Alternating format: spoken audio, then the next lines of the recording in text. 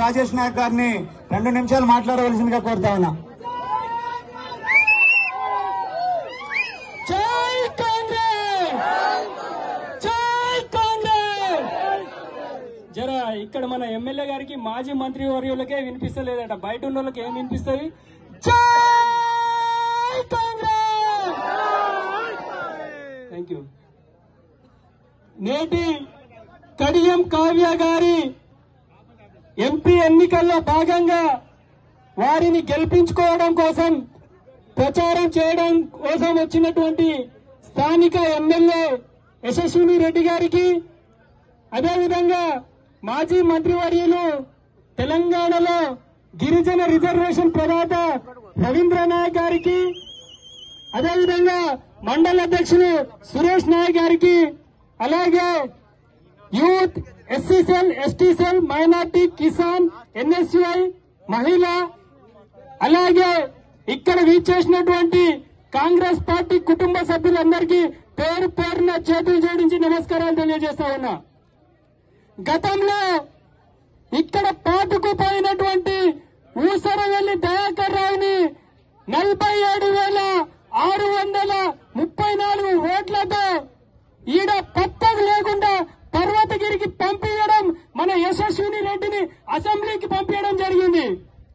అదేవిధంగా ఇప్పుడు జరుగుతున్నటువంటి ఎన్నికలు అక్కడ కేంద్రంలో కులాల మధ్య, మతాల మధ్య చిచ్చు పెట్టి రాజకీయం చేస్తున్నటువంటి నరేంద్ర మోడీకి, అదేవిధంగా దేశం బాగుండాలని చెప్పి కశ్మీర్ నుండి కన్యాకుమారి వరకు భారత్ జోడో యాత్ర చేసినటువంటి రాహుల్ గాంధీ గారి మధ్య జరుగుతున్నటువంటి ఎన్నికలు. ఈ ఎన్నికల్లో పార్లమెంట్ అభ్యర్థి కడియం కావ్య గారిని గెలిపిస్తే రాహుల్ గాంధీ గారు ప్రధానమంత్రి అవుతారు. రాహుల్ గాంధీ గారు ప్రధానమంత్రి అయితే మనకు రక్షణ కవచంలో ఉన్నటువంటి భారత రాజ్యాంగాన్ని రక్షించుకునే వాళ్ళైతాం. అదే నరేంద్ర మోడీ కనుక మళ్ళీ ప్రధాని అయితే ఈ దేశంలో రాజ్యాంగం అనేదే ఉండదు, మళ్ళీ ఎన్నికలు అనేదే ఉండదు. గతంలో మను ధర్మశాస్త్రం అనేది ఉండేది. కులాల మధ్య, మతాల మధ్య చిచ్చు పెట్టి మనల్ని బానిసలుగా చేస్తుండేది. మళ్ళీ ఆ మను ధర్మశాస్త్రాన్ని తీసుకొచ్చే ప్రయత్నం ఈ బీజేపీ ఆర్ఎస్ఎస్ చేస్తా ఉన్నది.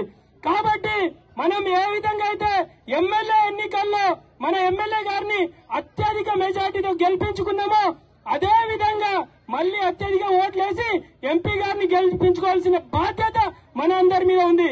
దయచేసి మిత్రులారా, ఆ ఊర్లలో అక్కడొకరు మిగిలిళ్ళు వాళ్ళు ఏదో కళ్ళబొల్లి మాటలు చెప్తా ఉన్నారు.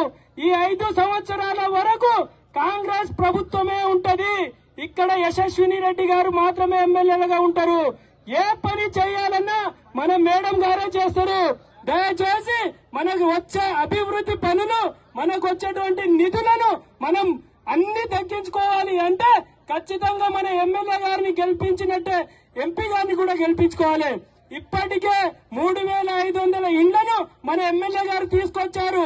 మన గత మెజార్టీ కంటే ఎక్కువ మెజార్టీ ఇస్తే ఆ 3,500 కంటే ఎక్కువ ఇళ్లను రేవంత్ అన్న ముందు కూర్చొని గొడవ పెట్టి మనం తీసుకొచ్చే బాధ్యత మన ఎమ్మెల్యే గారు తీసుకుంటారని చెప్పి తెలియజేస్తూ, అదేవిధంగా ఏదైతే చెన్నూరు రిజర్వాయర్ ఉందో, చెన్నూరు రిజర్వాయర్ ని 3 నెలల్లో పూర్తి చేస్తా అని చెప్పి దరిద్రుడు దయాకర్ రావు పూర్తి చేయలే.